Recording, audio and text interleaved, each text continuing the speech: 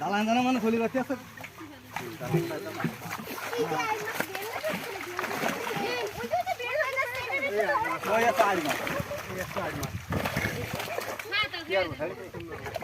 খাওয়া যায় না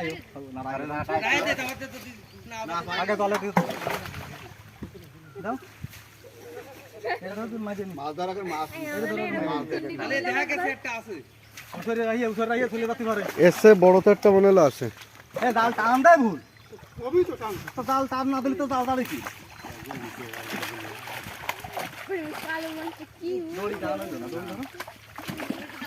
বড় মাছটা উঠে দিন আগে